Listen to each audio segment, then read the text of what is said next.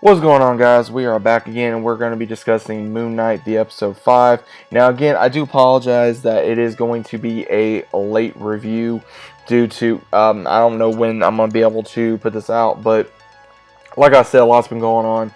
But I'm going to talk about another video on there because, again, I've been just extremely busy. But we are going to be talking about the most important thing, which obviously is Moonknight episode 5. Because this episode really went into a lot of anyone that is dealing with split personality disorders or any kind of disorders that you are possibly having. Because this really went into where Mark slash Steven are dealing with the afterlife, because they are actually in the afterlife. They are getting closer to where they meet someone by Tarot, who is trying to get them to the afterlife, but at the same time trying to scale and balance what is wrong with them. And she is like, okay, you have to make sure you're balanced, because if you don't, then the scales are going to tip and you're going to be thrown overboard and you're going to be frozen forever in the sands. So we see where they have no choice but to go through Mark's memories, which again, it does get shown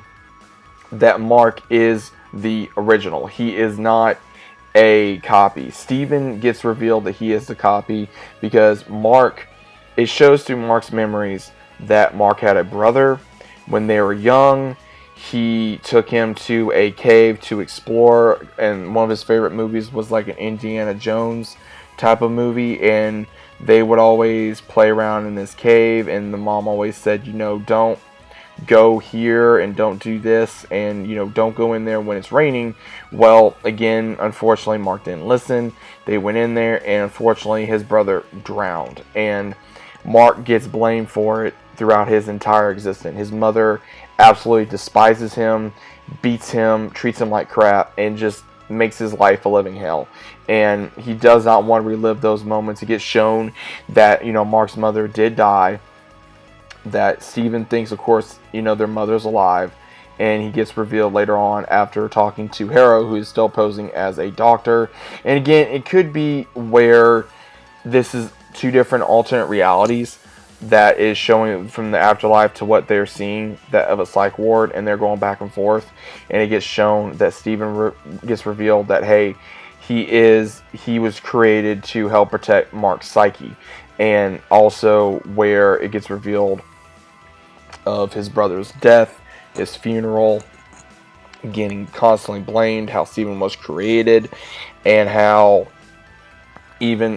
Mark became Moonknight, how he was trying to become the justice that Khonshu wanted, and he just Mark shows that, hey, I wanted to die, but at the same time Steven looks at him and says he was manipulating you from the start. So it does get shown that Mark is, unfortunately, he's dealing with his demons. He didn't even go to his own mother's funeral because he felt blamed. He blamed himself for everything he did. He blamed himself for Layla's father. He blamed himself for his brother's death, his mother, everything. And now we're seeing how Steven comes to him and even says, you are a child. It's not your fault. You were a kid. How could you have known? And basically helping himself in a way that maybe that's what he needed, because Steven was an escape for him. He could not do it by himself. That's why he said, it wasn't your fault. And that, I will say, Oscar Isaac, he really is shining with these two characters. I will give him a lot of credit for that. And this episode I really did enjoy. It really did show how, two different characters and only one actor. If you do it correctly, you can make them believe these are just two different actors. And the way that they portrayed this was absolutely amazing. I will say that. And then finding out how at the very last minute how the scales wasn't balanced, and then they had a fight on the ship where they start fighting, and Steven and realize, hey, if you got this, that means I got this. And then he saves Mark at the very end, and he goes into the sands and gets frozen. And then unfortunately the scales somehow get balanced, and then Mark is somehow in paradise. So now he's trying to find a way to get back, to get Khonshu reunited with him, and then at the same time be able to save Layla as well. So I will say it was interesting. I will say that the coloring in this that they did for the afterlife was absolutely beautiful. I will say that this episode kept me on my toes. It kept me very interested, and I will say that there was a lot of character development between Mark and Steven to show that Steven was made up to protect Mark so that way he wouldn't have to be traumatized so much.